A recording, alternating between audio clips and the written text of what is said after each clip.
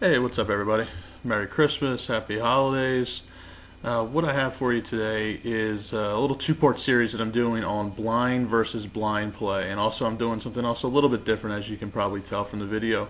You're going to get to see my beautiful mug throughout the entire video. I think it's a nice little instructional tool. You see my face as I'm talking here, so hopefully that's not too distracting for you. If it is, let me know. I'll be sure never to show my face again. But what we have today, as I said, blind versus blind play. In part one, we're going to talk about playing out of the small blind. Part two, we're going to talk naturally about playing out of the big blind. Now, blind versus blind play is something that I really think is overlooked a little bit.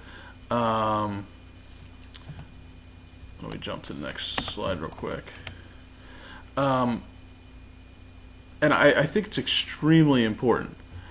But as I said, it is definitely overlooked because pretty much what blind versus blind play has become is push or fold in most sit and go formats. If you're not shoving all in, if you're a little bit too deep, it's not really discussed much in terms of what you should do based upon the different players. So what we're going to talk about today is essentially why is blind play so important, and when we are playing in the small blind, it really matters who's in the big blind. So we have to determine who are we playing against. We're playing against regs, ABC regs, aggressive regs, loose passive, loose aggressive, random players. We're going to get into each player type, and we're going to talk about how to identify those players, what type of stats they have, and how to exploit those stats. Now, as I said, is that small blind is pretty important, and I actually wrote a blog article on this concept. But the reason that it's so important and the reason that we want to get it right is because it occurs so frequently. I mean, think about in any session that you're playing of 10 tables, 12 tables, 20 tables, how often you're in blind versus blind play. And because it happens so often, if that's a leak, if that's something you're struggling with, the cost of that poor blind play or that leak gets magnified over all those tables that you're playing. So something that might be really small, like a leak that might seem really small, is going to be magnified. It's going to be compounded. It's going to become a huge error potentially. You know, when we talk about mistakes, we always want to talk with our friends, our other poker buddies on Skype or whatever. We'll talk about the hand we got busted out on, and maybe it was like some unique 3-bet, 4-bet scenario. What should you have done here? Should I have called the 4-bet, or whatever the situation may be? Usually there are topics of discussion that can go on for a while, and they might be interesting, but those types of mistakes might be situations that don't happen very often, maybe once a week or something like that. While you want to get them right and they're fun to have a discussion about, they're not, those types of mistakes really aren't going to determine a winning versus losing player or increasing your ROI a ton. A simple small blind play scenario, maybe you fold it 9-4 suited out of the small blind when you should have shoved all in. Now, if you're going through and reviewing your game, that's probably not a hand you're going to talk with a bunch of your poker buddies, but in terms of what you should do. You had a 9-4 suited in the small blind with 10 big blinds, you might just say fold and move on and not think that that's a big deal. But if we find out that that 9-4 suited hand was extremely plus EV to play, and you're not playing that type of hand in that situation over 20 tables a day, 100, 150 situations a week, that becomes a lot of missed value. So the cost of poor blind play, as you see here, like I said, is really magnified. So we got to make sure we get it right. And essentially, playing out of the small blind allows you to be picking up chips instead of giving them away. If you've seen my 5-part sit and go series that I did, the next level of sit and go play, I talk about how I want to start picking up chips from 15, 30 level all the way through. All the way throughout the game. The more chips you have, the more maneuverability you have, the easier it is to exploit players, come in first place just by naturally having a bigger stack. So blind play is crucial in that attempt to constantly be building your stack more than the other players around you. And really, I really wanted to do this blind versus blind series because optimal strategy is typically misunderstood. There's really a ton of value because what everybody talks about is, once you get down to 12 big blinds, it's all in or fold, all in or fold. We can do so much more than that. And that's what I want to discuss with you guys today. So, when you're in the small blind, what I want you to stop doing is clicking the auto fold button, because that means you're just not giving yourself a chance. As I said, there's more to just pushing or folding. There's more than just your cards. We want to exploit the players. But first, you need to ask yourself, every time you're in the small blind, who's to my left? Is it a reg? Is it a fishy player, a really bad player that does a lot of wacky stuff? Or maybe it's just simply an unknown player. You haven't played against them before. You don't have a lot of stats on them. So once you identify that player, obviously we want to know what the effective stacks are. Your effective stacks will determine fold equity, situation. It's pretty straightforward. Now, number 3 here, as you see, is a really, really key concept that you need to always have in the back of your head. And I have this. This is the question I'm always asking myself, even when I'm in other positions at the table and not just the small blind. Is the player that's in the big blind capable of calling your raise? If you have 14 big blinds or 12 big blinds or 10 big blinds and you just raise, is the big blind capable of flatting that raise? Now, who are the players that are capable of calling a raise? They're typically those fishy, crazy players or unknown players. Regs, as we know, based upon your standard sit and go strategy, for the most part you should not be calling raises. That's just something we know, we've learned. So if you have a reg in the big blind, typically you're not going to be typically they're not going to be calling a raise. So that concept of who's going to be capable of flatting and who isn't is going to be really key in determining what our strategy should be in the small blind. And accordingly, once we identify these players, we can also use the stats to help us with very specific details about their game. Are they 3-betting often? In my HUD, and again, if you want to remember what my HUD looks like, we're going to show a quick hand here in a second, but you can go back to part 1 of my sit and go series where I talk about my HUD setup, and one of the stats that I have in there is 3-bet versus steal. So how often are people 3-betting versus steal? Typically, if the 3-bet versus steal stat is over 10%, that's your more aggressive opponent, and that number might actually be higher in the small blind or in the big blind as well. And for you guys using Hold'em Manager 2, what's really nice is there's a 3-bet versus hero stat. We'll get into exploiting and how players might perceive you in a couple minutes, but if you're using Hold'em Manager 1, I don't think Poker Tracker has it either, but I use 3-bet versus steal. If you're using Hold'em Manager 2, there's a 3-bet versus hero to determine how wide somebody might be 3-betting you. So that's a great stat to have. Are they a loose passive player, loose aggressive player? We'll get into how to deal with each opponent.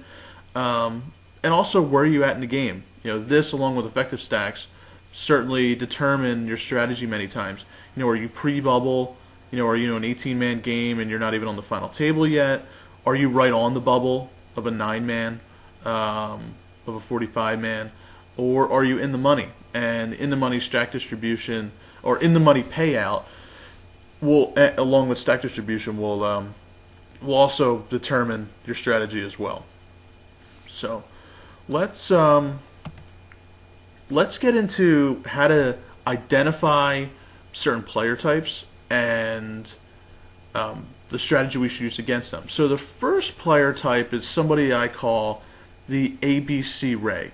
And let me just point this out. There's nothing wrong with being an ABC reg. Most players out there are ABC regs. With that being said, we can typically. Now let's get into some player types, how to identify them, the strategies used against them, and the first player type that I want to discuss is the ABC reg. Now, there's nothing wrong with being an ABC reg. That, when I say average winning player, that might sound like demeaning. That's not really what I mean at all. Because most winning players are your ABC regs. They know the basic strategy. They know a really good push-fold game. They probably have a pretty good ROI. Probably not the top of the ROI range, but a pretty good ROI. You'll typically have your standard stats that you might expect from a reg. Somebody playing like 14-12, 13-11 type of stats. They're not really aggressive with their 3-bet versus steal. They're folding versus steal. They're not defending a ton. As I mentioned before, these are players that aren't going to be flatting our all-in or flatting our raise, and essentially what these stats are going to tell us about the ABC reg is that they really don't exploit. They're not going to exploit our play. They're if you get 3-bet by one of these players, it's typically by a pretty good range. They're not 3-betting ultra wide to exploit you. They're usually done by, as I say here, their value hands. And 3-betting ranges are typically equal to or close to the all-in calling range. And we'll get into how that'll be useful in 1 second. So we want to get into now the strategy about if you identify an ABC reg that is in the big blind, how should we play against them? So the key concepts to keep in the back of your mind about how to play against them is that, one, they're never going to exploit us. So accordingly, we should always look to exploit them. So how can we exploit them? Quite simply, the way to exploit them is, because we know, one, they're not going to flat, two, they're not going to exploit, meaning their 3-betting range is typically not going to be too wide. Is that once we get to the big blind 50 area plus, so we're at 2550, 5100, and with greater than 8 big blinds or more, my default play is to raise 2.2 to 2.5x out of the small blind with any 2 cards.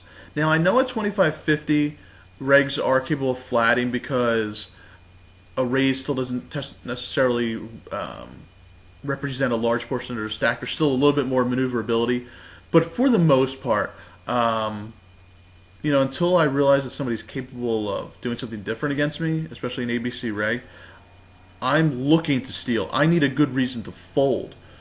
I could care less about my cards because, since these ABC guys, they're not going to flat us very often, you're not going to be playing post-flop. So what's the difference between King 7 or King 10, King Deuce, and Deuce 7 if you're not going to play post-flop? There really isn't a whole lot of difference. If you have King 10, you raise, somebody 3-bet jams you for 20 big blinds, you're not calling the all-in. Just as you're not going to do the same thing with Deuce 7. So what we can start doing now is raising with any 2 cards and calling off with the appropriate range. And that's essentially how we exploit. And we'll get into some calculations here in a second. But one thing here you might have noticed is that I said raise with 8 big blinds. And most of you are probably thinking that's crazy. You've all, probably turned into, if you hear this, you might want to turn into the Grumpy Cat real quick, which is my favorite meme, I guess you should say, at the moment. Grumpy Cat's hilarious. But, don't become this guy. When I do coaching sessions, when I do sessions with the guys that I'm staking and doing hand history reviews, and I start talking about, hey, we can raise here with 8, 9 big blinds, you think I'm crazy, and you don't want to do it, because it's so counterintuitive to what you've been taught with sit and go play. So what I'm going to show you is why we can do that. So hopefully by the time we're done some hands here and some calculations, you're not going to be this grumpy cat anymore. So we'll get into some examples here in a second. So as I said, yes, versus these ABC tight regs, it can be and usually is more profitable to play a more raise fold, raise call game instead of just playing push fold with 8 to 12 big blinds. So if you need more of an explanation on this, part 4 of my sit and go series really goes into some calculations. We're going to do one quick one here. If I go into depth like I did before, this video will be about 2 hours. So I'm going to use one example, and then to get more calculations, go refer back to volume 4 of my sit and go series. So right now we're going to talk about the 8 to 12 big blind area, and specifically the 10 big blind shove. But when we are deeper, 13, 14, 15 big blinds, don't be afraid to just raise. So many times I see guys fold, and I ask why they're folding. Well, it's not a good hand. Well, if you're sitting there at big blind 100 and you in the big blind have 1500 stacks, first of all, you need to ask yourself, what's that 3-betting range of the big blind? Is it more of a value range? And the way you can determine that is put yourself in that big blind's position. Does he assume a lot of fold equity? And usually the lower the amount of fold equity you can assume based upon the effective stacks will determine how wide the 3-betting range is. And the lower that fold equity gets, perceived fold equity, the more tight 3-betting ranges will get, and so they'll become more value hands. But point is, if you're sitting there with 15 big blinds and the big blind has 15 big blinds, and you're sitting there with deuce 7, just don't fold. Raise. You're not going to play post flop. That's the key. You're not playing post flop. When you're not playing post flop, again, if you had king 10 with 15 big blinds in the small blind, I bet you would raise. You probably wouldn't shove 15 big blinds, but I bet you would raise. But you're also not going to call the 3-bet shove. So if you're going to raise with king 10 but not call the 3-bet shove, then what's the difference between king 10 and deuce 7? One difference is, I will admit, is that you have a king, so it's a blocker card essentially. But for the most part, that's kind of insignificant for our purposes and what we're trying to do. Go ahead and raise with any 2 cards. What I'm about to show you, the calculation for 10 big blinds, you can use that concept for 12, 14, 15 big blinds. Because if you know it works for 10, it's going to work for 13, 14 big blinds. So have the confidence to open up with any 2 cards when there's an ABC reg to your left.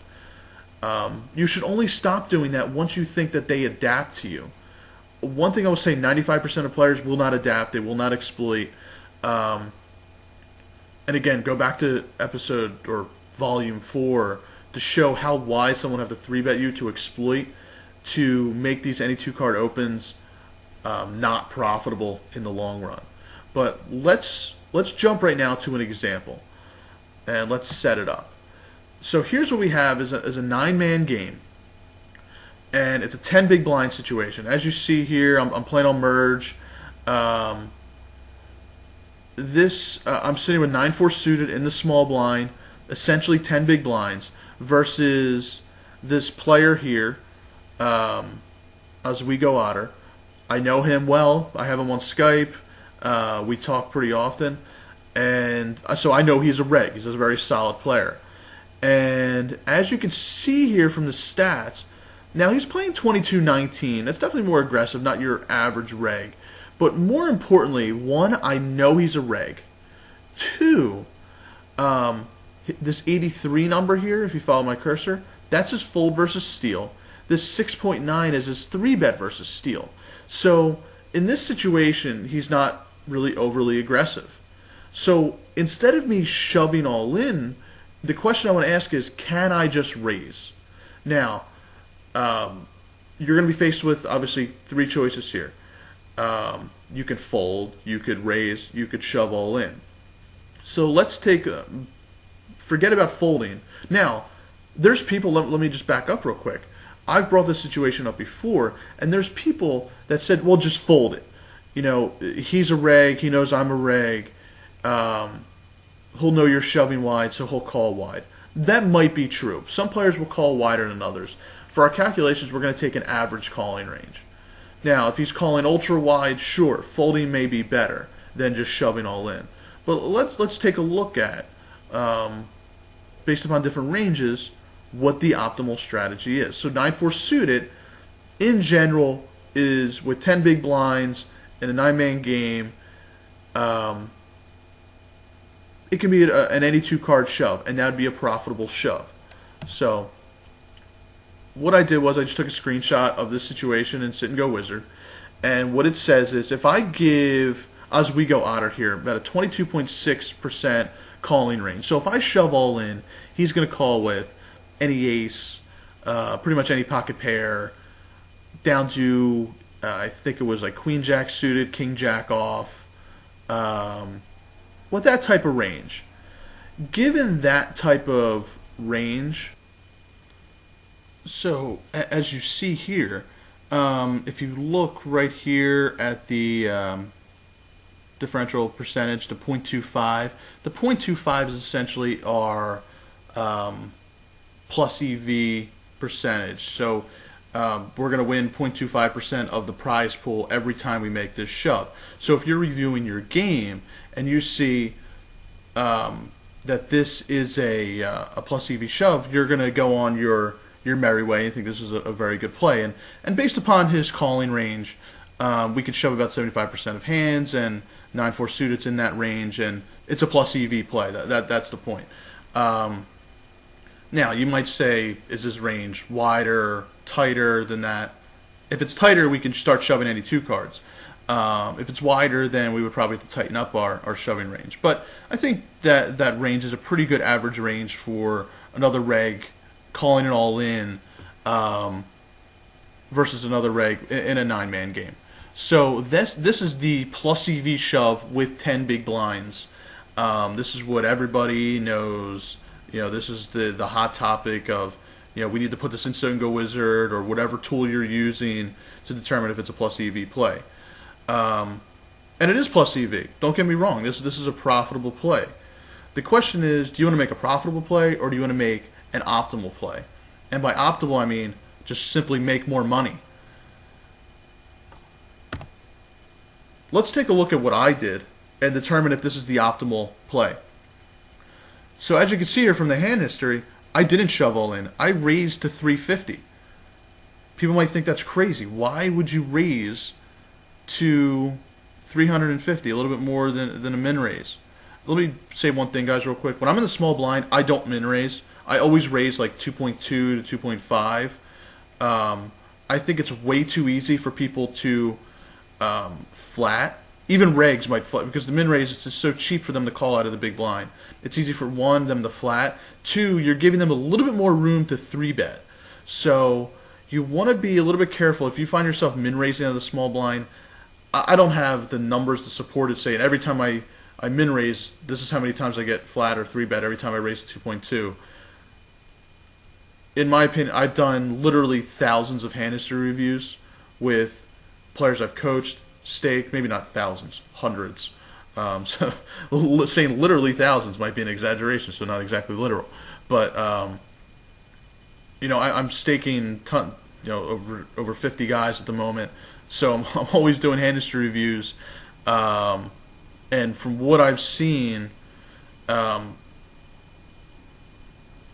just raise more than a min raise. Min raise just gets called so often, or 3-bet on so often. So I always make it a little bit bigger than a min raise to maybe increase my perceived fold equity and minimize chances of somebody flatting. But that's my little public service announcement for not doing a min raise.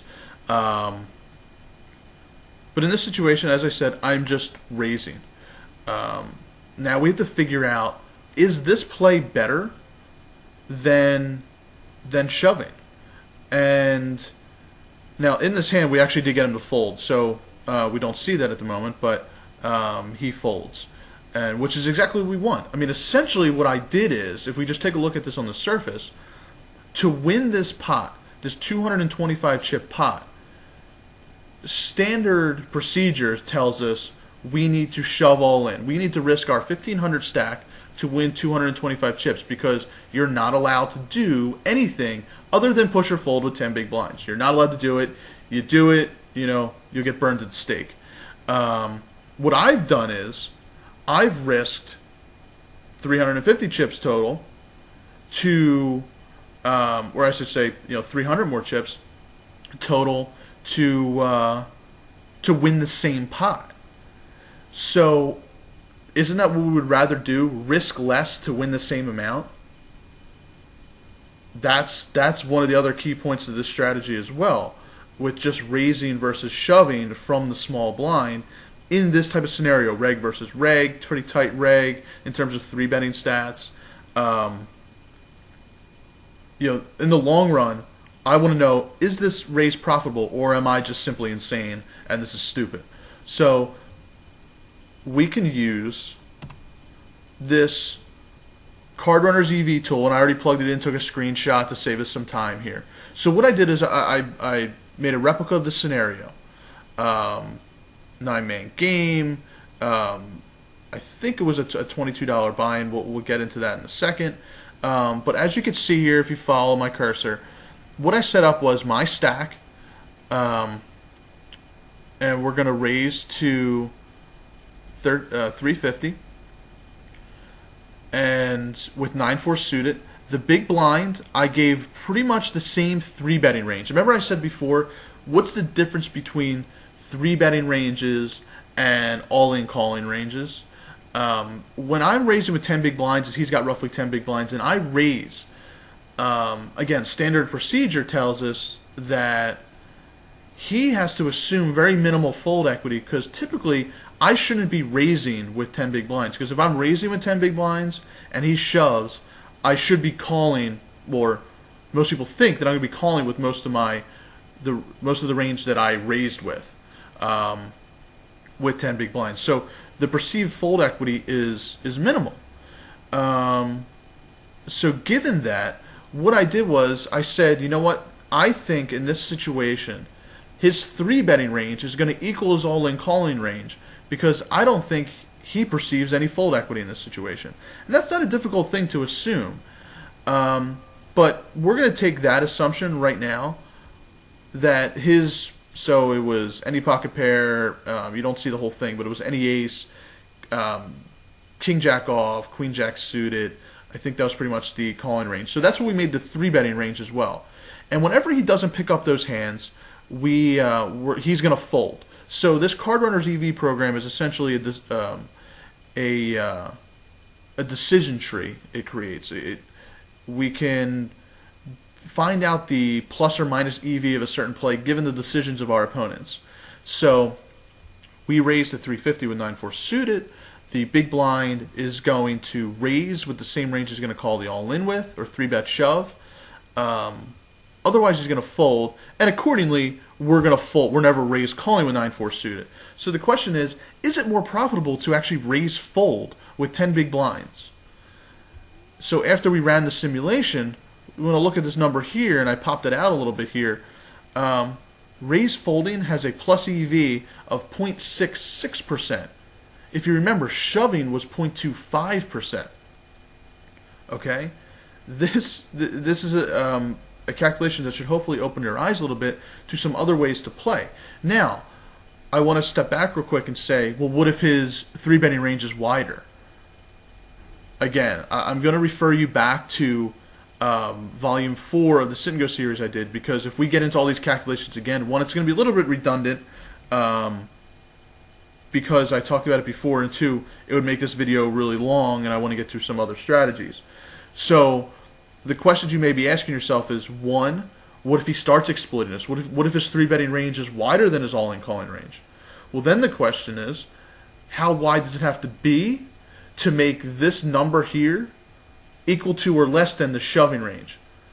you'll be pretty shocked if you go back to Volume 4 about how wide that 3-betting range has to be to actually make this race fold less profitable than the all-in shove. I think it has to go from like 23% to 35 or 36%. And that's a really, really wide 3-betting range. The only reason he would be doing that is if he knows for a fact you're doing this with any 2 cards, and he's capable of 3-betting you really wide because he knows you're going to fold. Most players are not capable of exploiting that. Okay? So, hopefully I showed you this little strategy that if you're in 10 big blinds, and I use this, and again, in Volume 4, I'm going to keep referring you back to it, of the Sin Go series, this can be done profitably down to 8 big blinds, 7 big blinds even. I'm not a big fan of going even lower because then it really starts hindering your future equity as well. These calculations are for this moment in time. It doesn't calculate the future equity. So I don't like to go too low. 8, 9 big blinds is still very feasible to actually raise fold, and you're going to feel like an idiot raise folding with 8 or 9 big blinds. I don't care. You're making money if you're going to do it in the right spot. The key is to do this against ABC regs who are not 3-betting you wide. Maybe they're mass tabling. You identify reg as mass tabling. They don't have time to 3-bet you wide and adjust to you. You know, they're not capable of flatting. Don't do this play against random players that you have no stats against. This is very player dependent. If you start doing this against an unknown player or a fishy player and they're capable of flatting, doing weird stuff, this play gets blown out of the water. We don't want to do it. This is a very specific play so that when the opportunity presents itself, we can, we know what to do to exploit this scenario. I want to take this one step further and talk about the value of an optimal play and the value of missing out on it, essentially. As I mentioned before, if we're missing out on this plus dollar EV scenario, now that dollar EV number will change based upon whether it's a 6-max game, a 9-man game, an 18-man, a 180-man, whatever. The number doesn't necessarily matter. What matters is it the more optimal play compared to the alternative of shoving all in? And if it is, regardless of whether this number is 0.5, 0.6, as long as it's better than the other one, then that's the optimal play. So I want to take it one step further and say, how much money could we make, or how much money are you losing by not taking advantage of this? And as I said, it's magnified over all those tables you play given the frequency at which a simple small blind versus big blind scenario occurs. So let's check it out. So the shove versus raise. So we're going to compare the actual profitability of the all-in shove versus raising with 10 big blinds. So as we said before, the all-in was it was a 0.25% plus dollar EV when we shoved all in. That came from Sit and Go Wizard. And that means 0.25% of the prize pool. That's how much money you're going to make every time you make that play in the long run. The raise fold, as we just saw, was 0.66%. So if we look at real dollar figures, that in the long run, how much money are you going to make? If we say this is a $20 game with 9 players, the prize pool is $180. So 0.25% times 180. Every time you shove all in, you're going to make 45 cents in the long run. Every time you make that play. That's great. You're making money. That's how you get those upward graphs. That's how you just simply make money. But the question is, can we make more money? By me making this play and you shoving, am I making more money than you? The answer is yes. This is how guys can get really high ROIs in their game, is by adopting more of a raise fold scenario or raise call with the appropriate range. We're going to talk about raise fold because we had 9-4 suited, but we can start using those tools like the card runner's EV to say if his shoving range is X, we can call with Y. And I think in that scenario we should probably call with Ace-8, King-Queen suited, pocket threes plus. I think so. That'll increase the value of that play even more. So if we raise fold here with 9-4 suited, that's 0.66%. Times it by the prize pool. You're making 45 cents. I'm making $1.18 every time I make that play. That's real money, guys. That's real money in your pocket. That's where your ROI comes from. And if we can do this with 9-4 suited, the point of my calculation is Do it with any two cards now. You can do it with deuce 7. You know you can raise fold with 9-4. There's no difference between deuce 7. Raise with any two cards, and then call with the appropriate range. And again, go, as I said before, go to episode 4 of my Sit and Go series, and I go through a lot more calculations about what's our calling range, how wide can they 3-bet. That'll go into that a little bit more, but hopefully this will get you to think and really hone in on what you're doing in the small blind. Identify that player. When you identify the ABC reg, start raising with any two cards, guys. Hopefully this calculation will help you realize that there's more to just push folding. We don't just have to fold and give up either when we have a bad hand. We can start adopting more of a raise fold, raise call game. So hopefully that's clear. Let's move on to some other strategies versus different players. Oh well, first I got one of my favorite characters, Weebay. If anybody watches The Wire, best show on TV, or used to be the best show on TV. Hopefully get you thinking, and again get you out of that grumpy cat mode. And some guys, when I first introduced this strategy, they get defensive and say there's no way that can work. So I always say now, after doing the calculation, what you think now? I think it'd be really valuable to your game. So hopefully you are convinced as well. You're out of grumpy cat mode and can start opening your eyes a little bit more. And as I said, I think I've repeated this several times. Check out part 4 for more calculations. Let's get into another player type that I think gives us a lot of headaches, because I don't think we play these types of players correctly at all. This is player type 2, the loose passive player. Now, who's a loose passive player? It's typically, if you look them up on Shark Scope, they're a losing player. They don't understand sit and go strategy. If you look at their HUD stats, they're typically going to have like a 32-17, a 28-7, a 55-10, something absurd like that. And what that means is they're playing a lot of hands, they're pretty loose, but they're usually not raising. They're usually just calling raises or limping in. They're just very passive overall. So, if we know that about them, one thing we can determine that when we're in the small blind and we raise, they are capable of flatting, of course. And what really sucks is playing in the small blind, out of position versus one of these loose passive calling station types of players, it can just get really, really nasty and can really cause headaches. But so many times I still see people just raising into them, because they don't know what else to do. Well, I've got 15 big blinds and I have king 9, I have to raise. Then he calls, and you're out of position, you're awkward stacks. You don't just have to raise. So what's our strategy? I don't think that raising to steal that pot is ideal anymore. If you have a good hand, sure, go ahead and raise for value, essentially, with a really good hand. But if you're holding something like Jack 10, even like 9-10, hands like that have some value, but even like King 9, something like that, playing out of position just gets a bit nasty. So let's use what we know against them, that they will call, but they're not going to raise. So, and I introduced this strategy in part 3 of the Sit and Go series. Essentially what I'm doing is I'm taking some topics from the Sit and Go series, put it into one blind versus blind specific video here, because I think blind versus blind play needs to be pounded into our brains, because it happens so often, and I still think it's a little bit of a misunderstood or part of the game where we can definitely be playing optimal where a lot of people are not. So getting back to how we deal with the loose passive player, do the limp steal. And what we're going to do is, what that means is, we're going to just limp in. Okay, it's an unopened pot. We're just limping in. The point of limping in is essentially what I call like the path of least resistance to steal the blinds. So the question is, how the hell are we going to steal when we're limping? Well, as we said, these guys are passive. They're not going to raise us.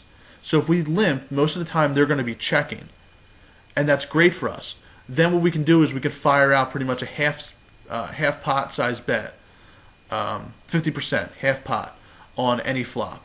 We're not looking to hit our hand, guys. I'm going to do this with 9-4. I'm going to do this with King 9.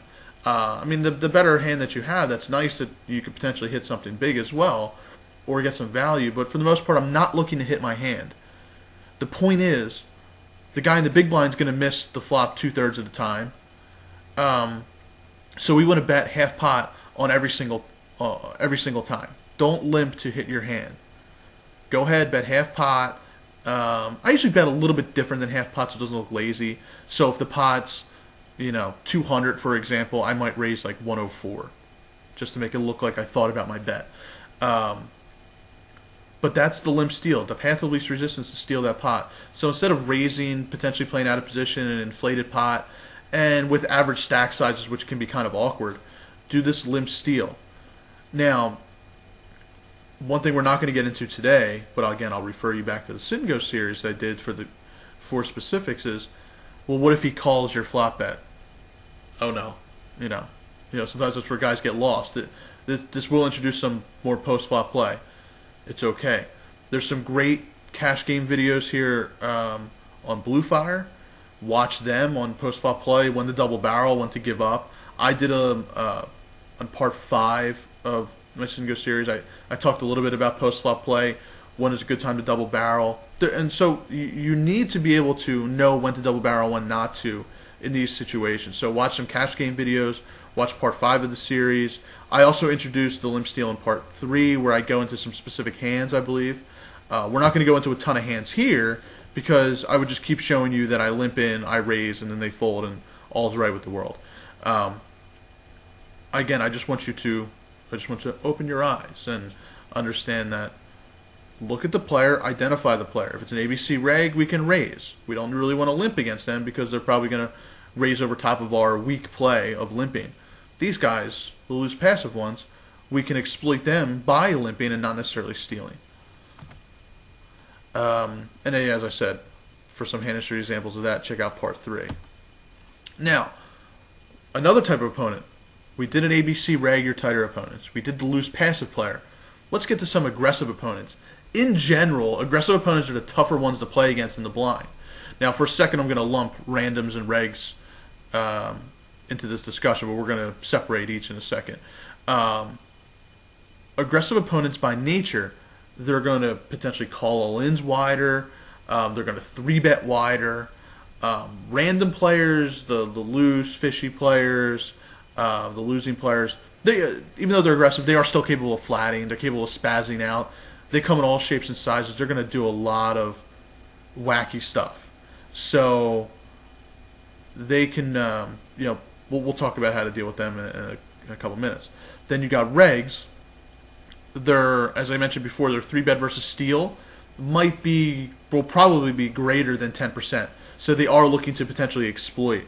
Now, a reg who's a winning player and who's adopting more of this aggressive style, this looking to exploit type of style, they might be the better regs in your game. They're paying attention. They know ranges a little bit better than your ABC regs. They're looking to exploit. So you want to be careful of them. You definitely want to be careful of them. But that doesn't mean we can't exploit them either. Might evolve several levels of thinking, but that's okay. That's how we have to get our edge. So, playing against regs, the strategy here is, or playing against aggressive regs, the strategy we want to use. Here's typically what I'll do first is, as we talked about with the ABC regs, when I have 8 to 12 big blinds, I still will look to play more of that raise fold, raise call strategy. Because even though they're aggressive, when you have 8, 9, 10 big blinds, aggressive or tight reg, they're still going to perceive minimal fold equity, which is key. So if they don't perceive much fold equity, their 3-betting ranges should still not be much wider than their all-in calling ranges. Where they become more aggressive is where they have more fold equity, or they think they have more fold equity, that 14, 15, 16 big blind area. That's where they might get really aggressive. So what I'm essentially going to do versus these guys, versus the regs, I still know they're not going to flat. I want to see what I can get away with. That's what I always want to do. Is how you sit at a table and maybe you identify guys aggressive reg. He's going to be in your big blind for the majority of the game. So figure out what you can get away with, and then go from there. And don't make an assumption until you know the specific range. So if you know a reg is 3-betting you wide, you will have a few options. But one thing I want to point out is you have to know that they're exploiting you. Just because they might 3-bet you once or twice, don't make the assumption now that, oh, he knows what I'm opening with. I'm going to have to fold now. He's exploiting me. Do not jump to that conclusion right away, guys. So many people say that to me when they adopt this type of strategy. They think that people know what they're doing all of a sudden, and they're going to start 3-betting you. But when we actually look back at their hands and identify the times where we saw their hand, it was still usually a pretty good hand, a value range of hands.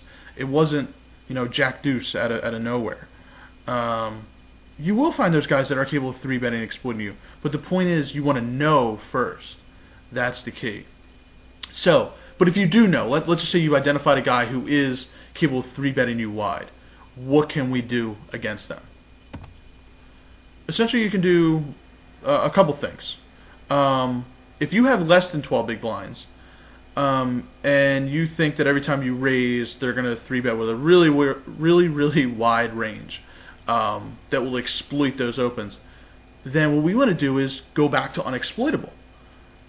Look to shove all in. Don't go to the raise fold anymore. Shove all in with the 12 big blind. Adopt that standard strategy that you're probably used to, and play unexploitable. When you have greater than 12 big blinds, look to tighten up your range, fold out the trash hands, maybe raise with your good hands. If you are resorting to raising in general, if greater than 12 big blinds, or maybe even in the 10, 11 big blind range. Now this number 3 here is a little bit more difficult because you're kind of taking a leap of faith, and you might be getting out of your comfort zone a little bit. But if somebody's 3-betting you wider, accordingly, if you want to, another way to exploit them is by widening your all-in calling range or your 4-betting range if you have 4-betting capabilities there. So that's a way to exploit. So if we were going to call the tight reg with ace-8, then maybe against this aggressive reg we widen that to ace-5 and king-jack and hands like that. So don't be afraid to widen your calling range if you know somebody's capable of 3-betting you wider. And accordingly, if you're going to adopt that raise to the concept of still raising into them than just plain unexploitable, is look to induce as well. If you know that they're capable of 3-betting wide, definitely look to induce them. Induce those wide 3-bets. So that's the aggressive reg. When we deal with randoms, typically they're more on the loose aggressive side. In my opinion, they're the toughest players to play against, blind versus blind, because you can't do, even though they're random players, you can't do the limp steal, because every time you limp, they're going to raise. They're going to raise way too often, so you're just going to waste chips. You can't open wide because they're capable of 3-betting, spazzing out, or flatting. As I said, they're capable of flatting, forcing you to play out of position, so that gets a bit nasty. So when I have 12 big blinds, I'm still going to raise with my value hands. Less than 12 big blinds, I'm probably just going to play push or fold with the appropriate ranges. I can't get into every range and every scenario because, again, that'll make this video several hours long. But that's typically going to be my strategy for playing against them. You want to play a very solid game, good ranges, solid hands. They're going to spew their chips on one way or another. You obviously want to be the beneficiary of those chips, but don't get too out of control. Play a very solid game against them. Now, with all this being said, there are, about players not being able to exploit you. We want to take a step back real quick and just talk about other things to take into consideration and how that can change your approach. Because small blind versus big blind play happens from the first hand and also in the money 3-handed, for example. Now, all of those, I would probably need a whole other video to talk about each scenario. Pre-bubble, bubble, in the money. But we can talk about them, kind of a 30,000 foot view level, talk about the considerations you need to make and how your ranges should adjust. So, the things to keep in mind is that bubble play can change things.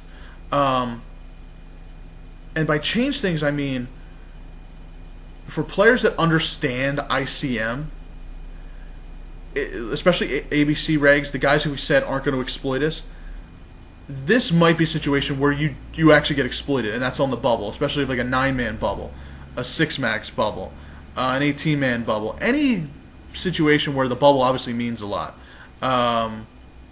In a 180-man, the actual bubble isn't too big of a deal as compared to like a 45 or an 18-man, but a final table bubble, for example, means a lot because now you have a pay jump. So the only time these guys know to exploit your open is given the ICM and stack distribution of the situation. For example, if you're second in chips and an ABC reg and the big blind is the chip leader and there's short stacks at the table, it would be wrong of you typically to raise into that player because they're probably capable of 3-betting you with any 2 cards knowing you can't call on the bubble given ICM and the stack distribution without pocket aces or pocket kings or queens.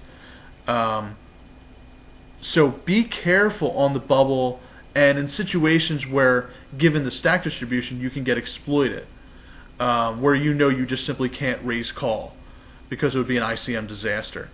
But the key concept there is that they're exploiting the situation, not you, the player. So that's another element to keep in the back of your mind. Where don't all of a sudden assume that this tight ABC reg, that's who you identified, all of a sudden starts 3-betting you wide on the bubble. He's not exploiting you. He's exploiting the situation. But the first thing I want to know is he going to exploit that situation? So as I said before about dealing with like an aggressive reg, see what you can get away with. If they're not exploiting, then go ahead and exploit them. Resort to just playing a raise fold, raise call game until they exploit that strategy. And if they are exploiting, then you just have to maximize your fold equity and make unexploitable shoves because you don't want to get into raise call mode.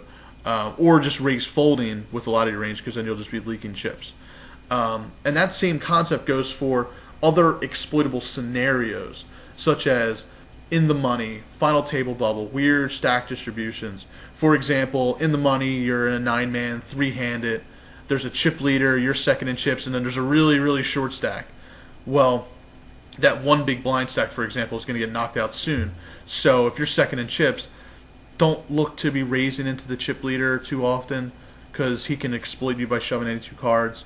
So that's kind of the overview of things to keep in mind about situations where you can be exploited. But outside of these parts of the game, pre-bubble, for the majority of the game when you're in blind versus blind scenario, when the opportunity presents itself with an ABC reg, with an aggressive reg, with a loose passive player, with a loose aggressive player, understand their player types, use what we know against them to start stealing.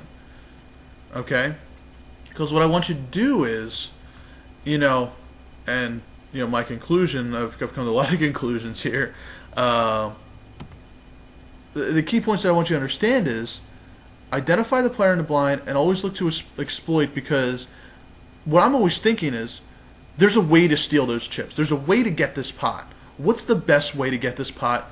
Knowing what I know about that big blind. If he's a tight reg, well, I know he's not gonna flat me, so I can then raise, and with any 2 cards, and I can raise fold down to 8 big blinds. Okay. Essentially, I'm looking for the path of least resistance based upon the player. So should we raise with any 2 cards? Should we play more unexploitable and shove? Should we do a limp steal? It's all player based. Okay, all player based. What I'm trying to do here is arm you with the tools so that when the opportunity presents itself, you know how to exploit that scenario to steal that pot, instead of doing one of 2 things: either just playing a push fold mode, or just simply looking at your hand and saying and folding. Okay? Expand upon your game. You understand now, hopefully, especially in terms of raise folding, how much value that can add to your game and overall profitability and making money, because that's what the name of the game is, making money. So just stop auto folding in the small blind. Look to pick up the chips. Okay, guys? So, in part 2, what I'm going to do is, now in blind versus blind play, naturally, we're going to look at big blind play. How to play when we're in the big blind and we have position now. It's going to be a little bit different. So, I'll be take a look at that when it comes out, probably in the next 2 weeks. So I hope you've all enjoyed this. Take a look back at my sit and go series for further calculations and hand history examples of these different strategies. And also look at, I'll look at every video I've done. In a lot of the videos I do, I reference blind versus blind play very often in exploiting stats. I'm very big on exploiting, if you haven't figured that out by now. But the hand history reviews that I've done, usually the situations always come up. So be sure to review them, and hopefully you nail them for your own game. So I hope this will be helpful for you, and you go and start stealing out of the small blind more. Good luck, guys. See ya.